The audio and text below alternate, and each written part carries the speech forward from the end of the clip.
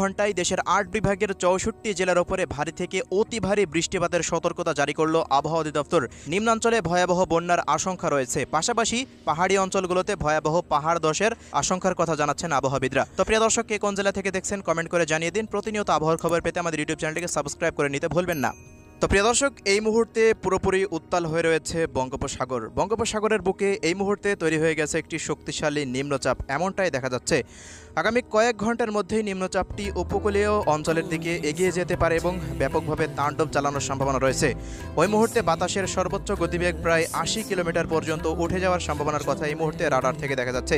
ইতিমধ্যে উপকূলীয় অঞ্চল জুড়ে তীব্র ঝড়ো বাতাস শুরু হয়ে গেছে। আমরা এই মুহূর্তে উপগ্রহ চিত্রে চলে আসলাম, এখান থেকেও একই পরিস্থিতি দেখা যাচ্ছে। পুরো বঙ্গোপসাগর জুড়ে শক্তিশালী নিম্নচাপের মেঘে ঢাকা রয়েছে। এই মুহূর্তে বঙ্গোপসাগর পুরোপুরি উত্তাল এবং সমুদ্র বন্দরগুলোতে জারি করা হয়েছে ৩ নম্বর স্থানীয় সতর্ক সংকেত। আস্তে আস্তে সতর্ক সংকেত বৃদ্ধি পাওয়ার সম্ভাবনা রয়েছে। প্রায় ৬ নম্বর পর্যন্ত বিপদ সংকেত আবহাওয়া অধিদপ্তর থেকে জারি করা হতে পারে। এই মুহূর্তে দেশের মধ্যে শক্তিশালী নিম্নচাপের মেঘ প্রবেশ করে গেছে।